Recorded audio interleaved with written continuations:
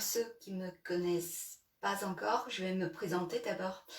Je m'appelle Xiao Yang, je suis professeure de chinois, d'Easy Chinois, de l'école de langue Easy Chinois. J'enseigne le chinois en France depuis quelques années.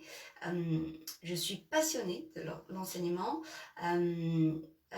Pourquoi? Parce que je pense qu'en fait c'est une fierté de pouvoir transmettre ses connaissances à quelqu'un et aux gens en fait qui sont intéressés par cette belle langue. Donc je suis très heureuse d'avoir beaucoup d'élèves qui progressent, je suis aussi heureuse de pouvoir les accompagner, de les aider à atteindre leurs objectifs. Voilà, donc vous pouvez m'appeler Xiao Yang. 你好 Bruno. 我的老师 mon professeur, 我的老师 très bien, 我的老师 ok, je pense que je vais pas trop tarder.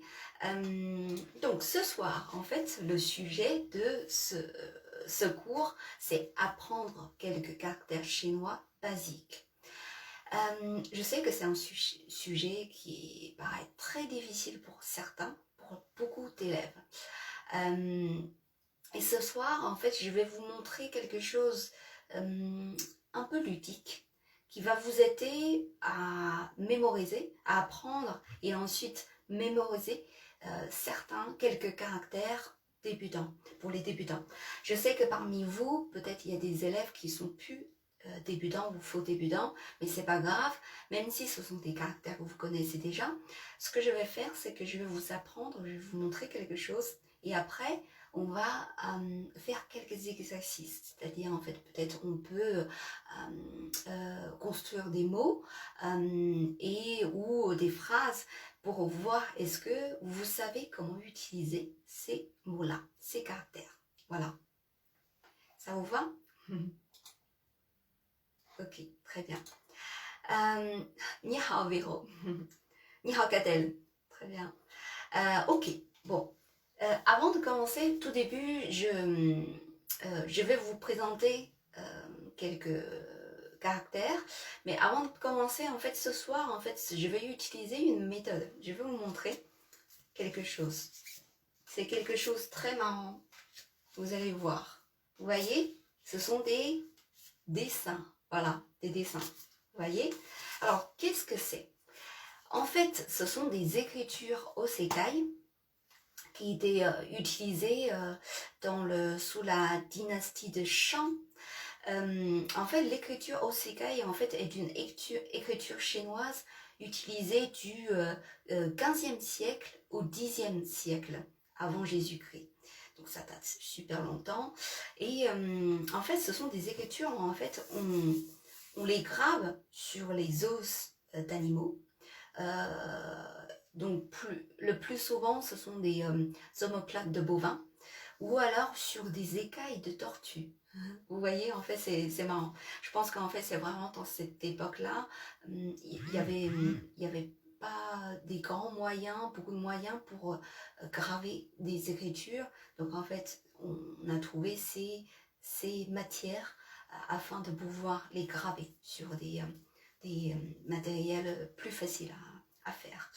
Donc, en fait, les écritures osekai sont les premiers caractères chinois matures que nous avons trouvés. Donc en fait, ils ressemblent beaucoup, quelque part, ils ressemblent beaucoup, bien sûr, une partie des caractères ressemble beaucoup les caractères actuels. Pour certains, il y a des modifications et évolutions. Voilà. Donc comme vous pouvez voir sur les cartes, c'est comme des dessins, vous voyez. Donc en fait, c'est quoi tous ces dessins à l'époque? En fait, c'est les gens qui gravent sur les os d'animaux, c'est pour marquer leur observation de la nature, de la vie, ou des imaginations de plein de choses, ou des histoires ou de la culture, de pensée, plein de choses. Donc en fait, c'est vraiment enrichissant d'avoir quelque chose. En fait, quelque part, quand on voit ce genre de dessin, c'est très agréable c'est très amusant et curieux de les voir. Et en même temps, vous pouvez imaginer, en fait, depuis les temps anciens, les gens commencent à déjà essayer de interpréter ce qu'ils voient, ce qu'ils pensent, ce qu'ils remarquent sur des dessins comme ça. Donc c'est vraiment très intéressante. Donc ce soir, on va voir ensemble quelques caractères. En fait, on va, grâce à ces dessins-là, donc on va commencer un par un. Voilà. Donc, j'en suis sûre que parmi vous, il y a beaucoup d'élèves qui connaissent déjà la plupart des caractères. Donc, tout début, je vais vous montrer ça. Est-ce qu'il y a quelqu'un qui peut me dire de quoi qu'il ressemble? Il y a quelqu'un qui arrive à deviner? Vous pouvez laisser dans les commentaires, hein, bien sûr. 你好，Baker. Alors, vous pouvez imaginer, alors je vais vous donner quelques indices. Ça ressemble à quelqu'un, en fait, une personne. Avec sa tête, c'est comme quelqu'un, on le voit, le profil de quelqu'un. Ici, ce sont les bras. Voilà, un homme, oui. Cadel, oui. Alexia, oui, c'est la clé de l'homme. Oui, très bien. Jean-François, un homme, oui. Une personne, Wang Yongka, très bien. Donc ici, ce sont les bras. Ici, ce sont les jambes. Vous voyez? Donc en fait, à l'époque, les gens, ils ont dit, bon, je vais marquer avec un symbole pour marquer la personne, homme, d'accord? Un homme penché ou fatigué, oui, oui, c'est encore mieux observé. Voilà. Donc, ça devient ça aujourd'hui. Donc, je vais cacher. Est-ce qu'il y a quelqu'un qui connaît ce caractère-là? Un homme, oui, oui. Je pense que la plupart des élèves connaissent déjà ce caractère-là. Je retourne ça. Ça, c'est le dessin. Jeune, très bien Catherine, Sarah, jeune. Donc ça veut dire personne, homme, d'accord. Mohamed, jeune, deuxième temps.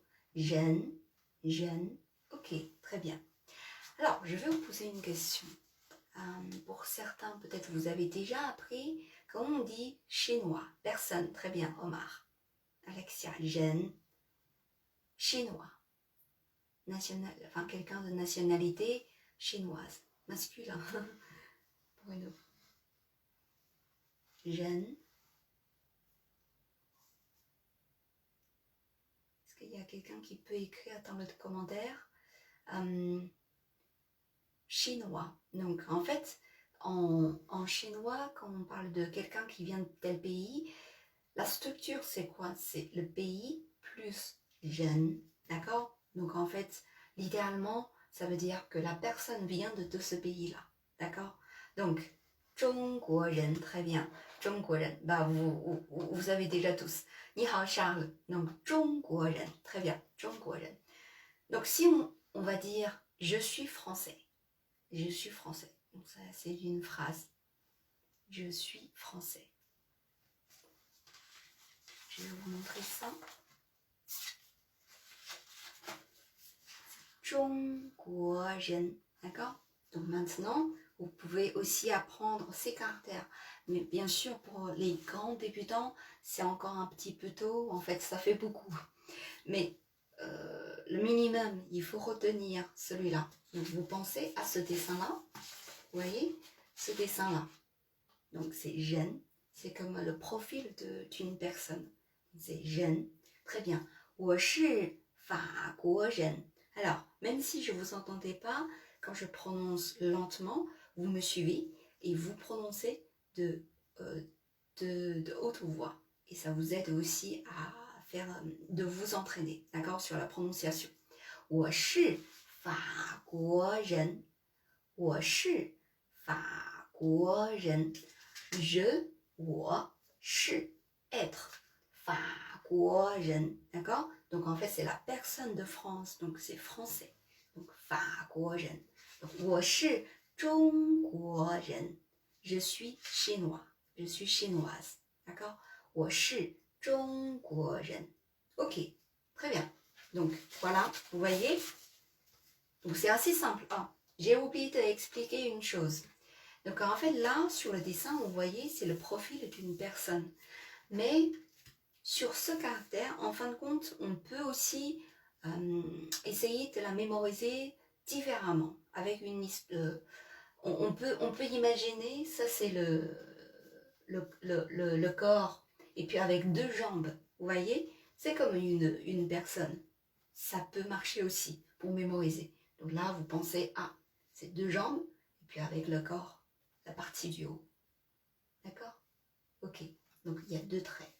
Jeune, jeune, ok, très bien. Donc, maintenant, je vais passer sur le deuxième caractère. Donc, il y a un rapport avec celui-là. Donc, vous voyez, je viens de dire, en fait, c'est comme les deux jambes sont là, d'une personne.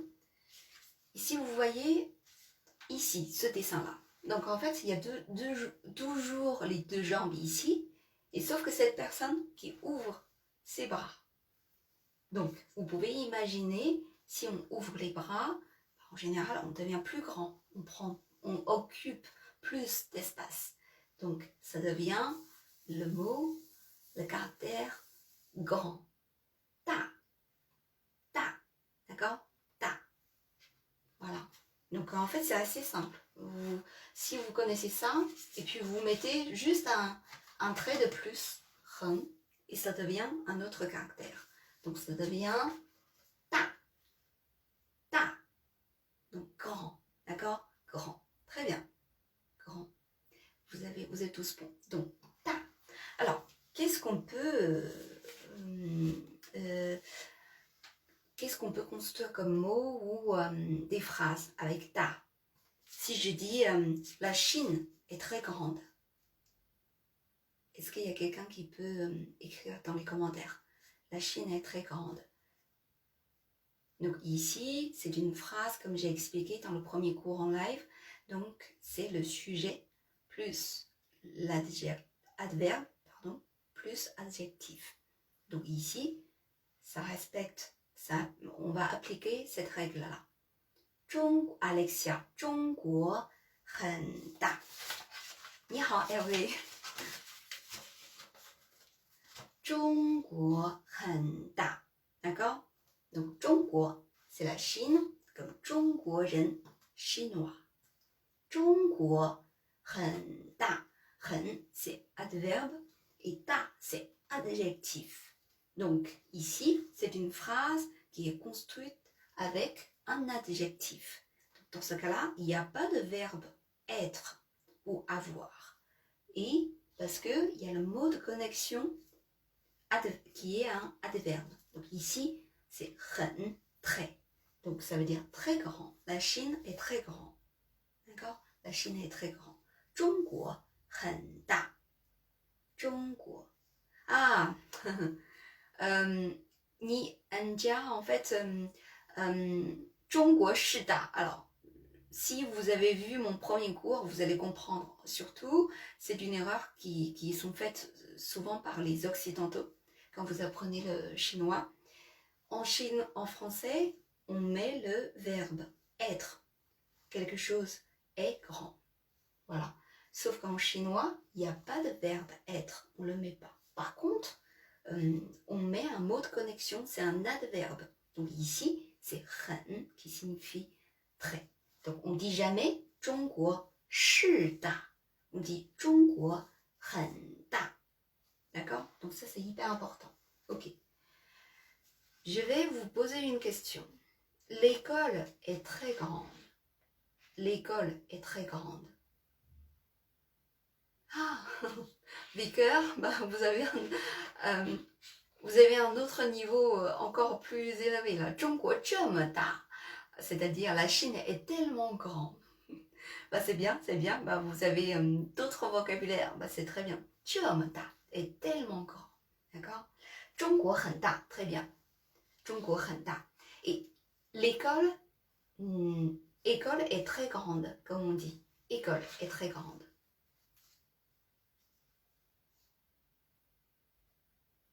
C'est bien. L'école est très grande. Donc très grande, donc c'est 很大. C'est la même chose que cette phrase-là, 中国很大. 学校, très bien Catherine. Même si l'écriture, enfin le caractère, c'est, je pense que vous n'avez pas trouvé le bon mot, mais c'est, oui, c'est 中国, pardon. C'est pas 中国学校, c'est 学校很大, c'est juste l'école est très grande. Mais sinon, Catherine, ouais, tu es bon. Donc c'est 学校很大, d'accord? 学校很大. Très bien. Si on veut faire de la négation, qu'est-ce qu'on peut dire? L'école n'est pas très grande. Comment on dit? Je fais une petite interrogation sur notre premier cours. Donc attention à votre réponse. 学校很大. Voilà, l'école est très grande. Si je veux dire l'école n'est pas très grande, qu'est-ce qu'on...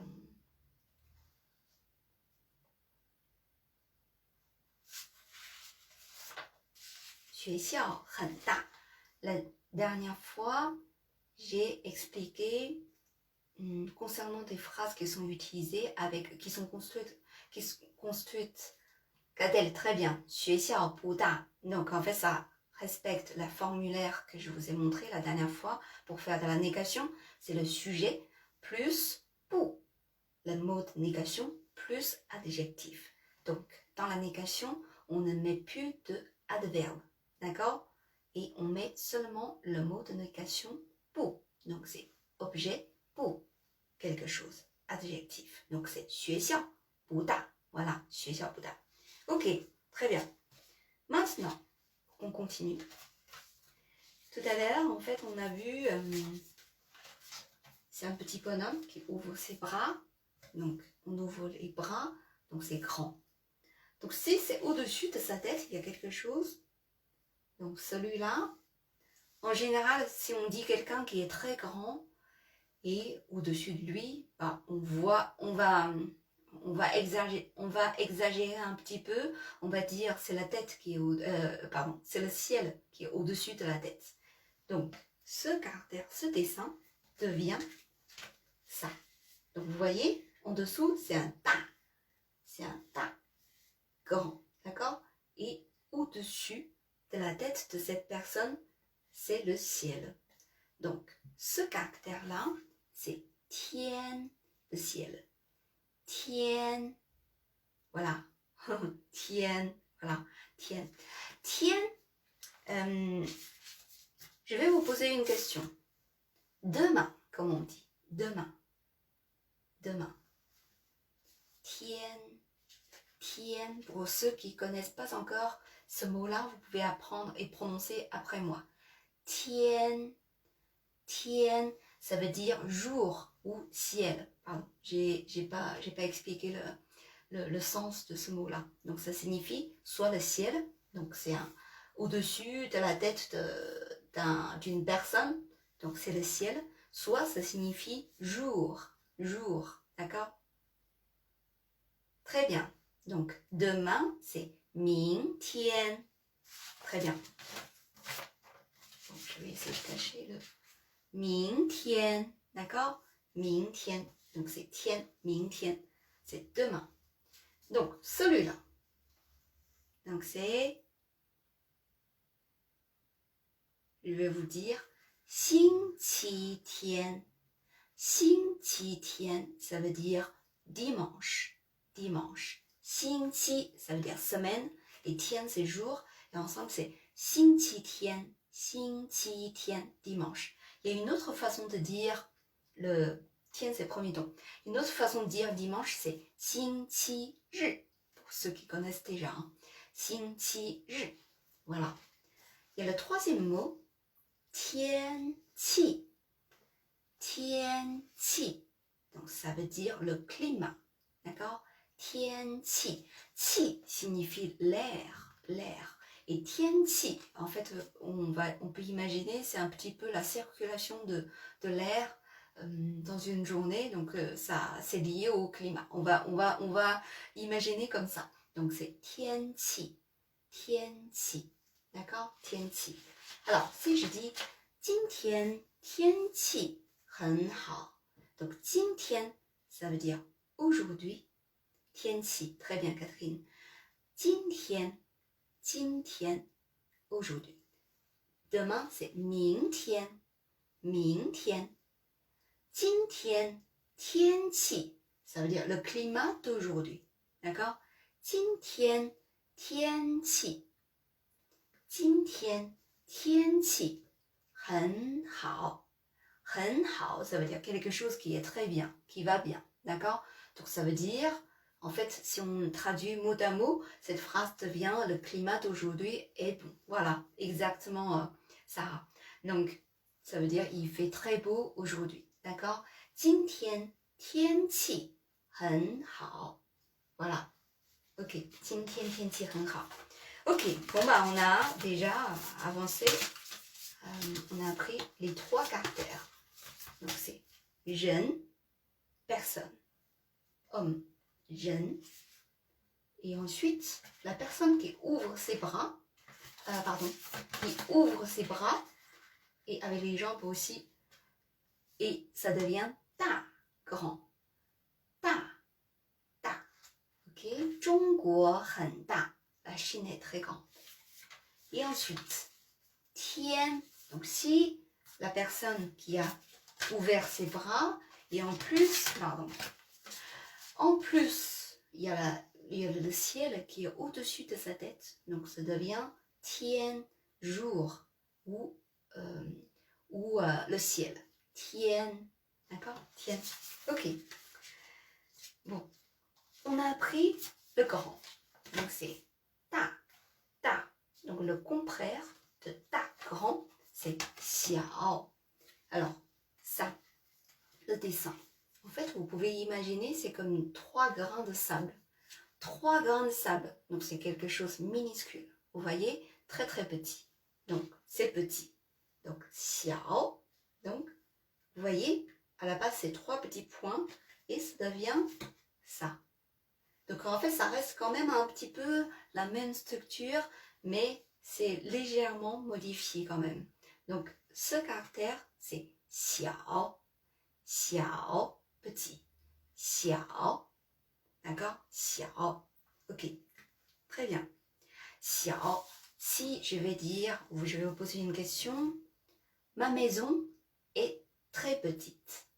Ou ma maison ou mon appartement chez moi est très petit. Voilà. Xiao de. Très bien. Xiao comme Xiaoyang. Bah bravo Sarah, vous avez tout compris.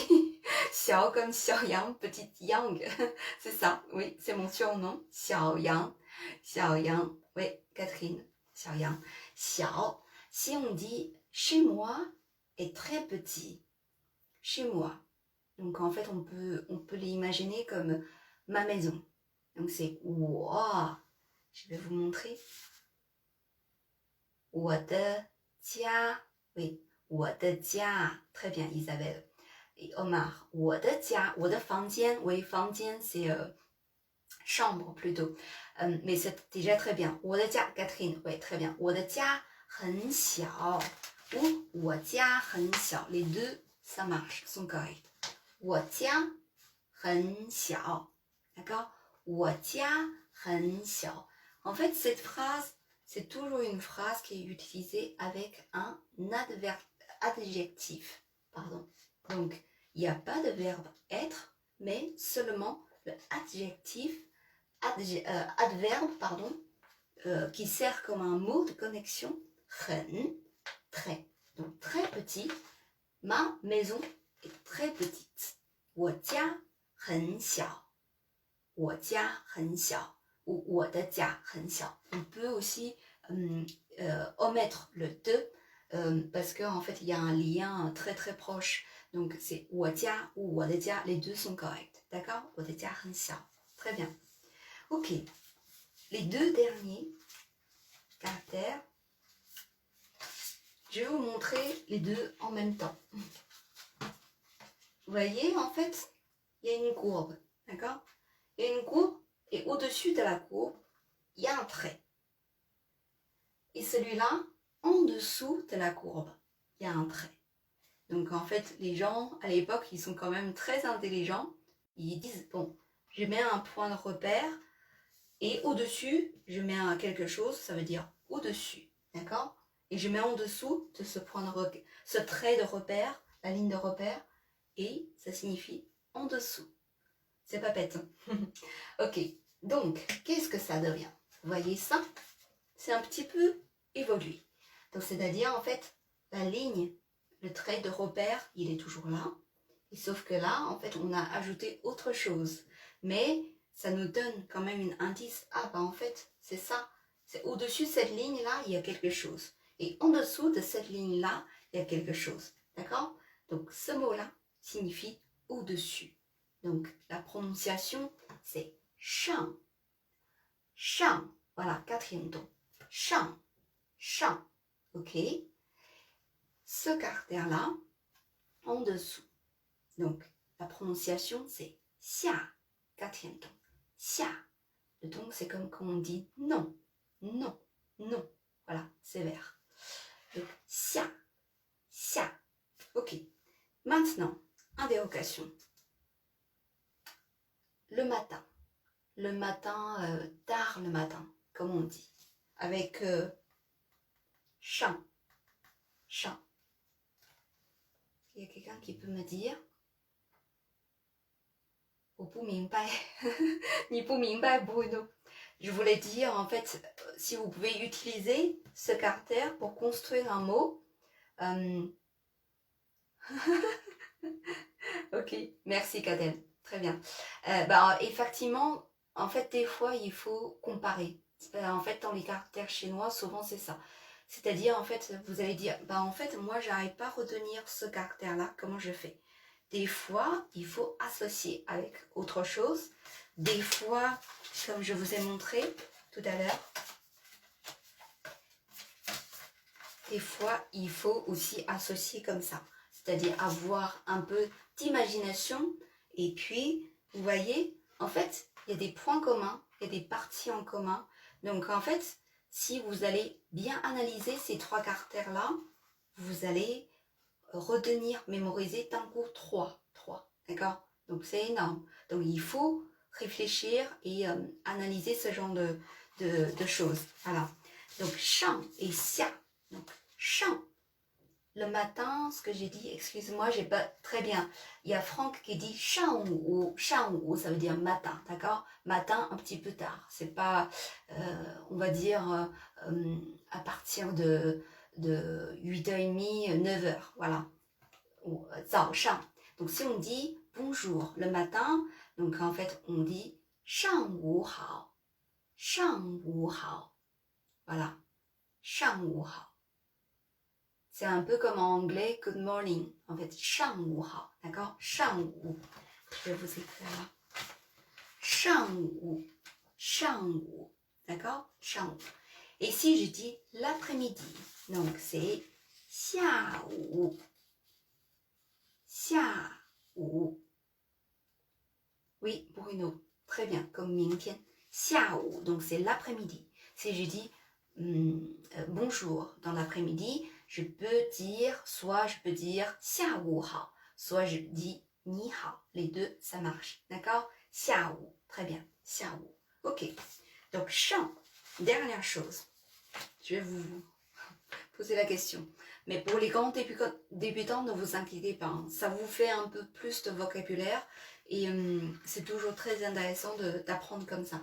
Donc, 桌子, 桌子, ça veut dire table, table ou bureau, d'accord? 桌子, vous pouvez me suivre. Vous pouvez répéter après moi. 桌子, 桌子, 桌子上面, 上面, ça veut dire au-dessus de quelque chose, d'accord? 桌子上面, ça veut dire au-dessus de la table. 桌子上面, 桌子上面. Ok. Un autre mot. 上学, 上学, 学 c'est étudier, apprendre. En fait, ici, 上学 signifie aller à l'école. D'accord? Aller à l'école.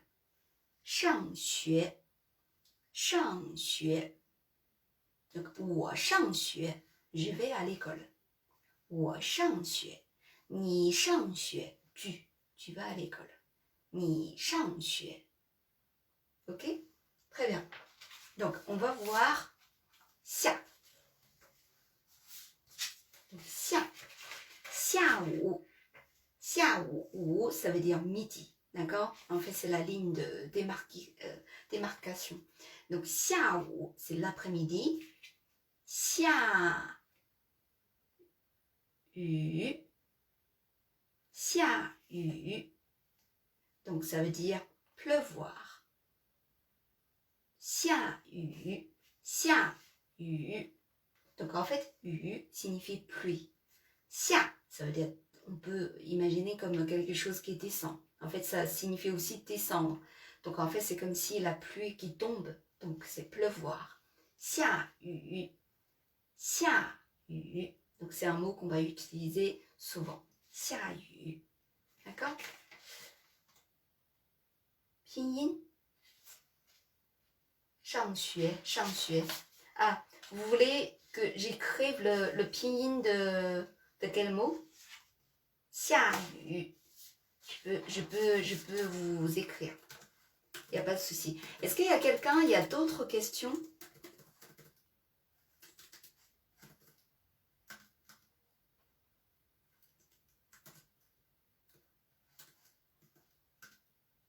Est-ce que vous avez d'autres questions?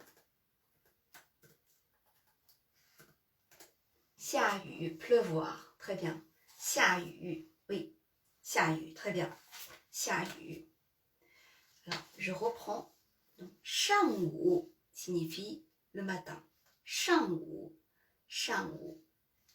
Et quand je dis 下午, ça signifie l'après-midi. Donc, en fait, au-dessus et en dessous. Donc, vous pouvez imaginer ou signifie midi. Donc, au-dessus de midi, donc c'est le matin. Vous voyez? Et en dessous de midi, c'est l'après-midi. 下午. 谢谢 Hélène. 谢谢, très clair. Ok. Avant de terminer, je vais... Alors, juste, je vous remontre les trois cartes. Donc, c'est 小, petit. D'accord? 小, 我家很小. Chez moi est très petit. 上午, le matin. 下午, l'après-midi. Ok. Alors, je vais... 明天我上学. Très bien. 明天我上学. Demain, je vais à l'école. Très bien. C'est très bien. Pour le moment, pas de questions. Je prends les notes au fur et à mesure. Bah, très bien. Alors, avant de terminer, juste je vous précise que pour le prochain live, je vais faire un cours sur le comment se présenter en chinois. D'accord? Donc en fait, c'est un niveau, si vous êtes grand débutant, peut-être vous pouvez quand même apprendre des mots comme comment on dit bonjour, salutations, etc. Et ensuite, pour les débutants, enfin, je pense que c'est un package complet. C'est quand même très intéressant de savoir dire comment vous vous appelez, quel âge avez-vous, vous faites quoi dans la vie, quelques phrases simples. Je pense que c'est toujours très utile. Voilà. Ok. Je vais vous répondre après dans les commentaires, d'accord? Donc, si vous avez d'autres questions, vous pouvez me laisser dans les commentaires ou vous m'envoyez un message. Dans tous les cas, je vais vous répondre rapidement. D'accord?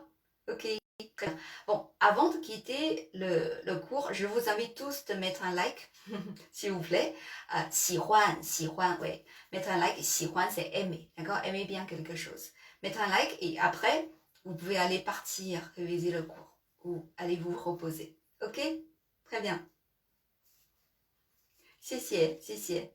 On va s'arrêter là. Je vous dis à lundi. 周一见，星期一见。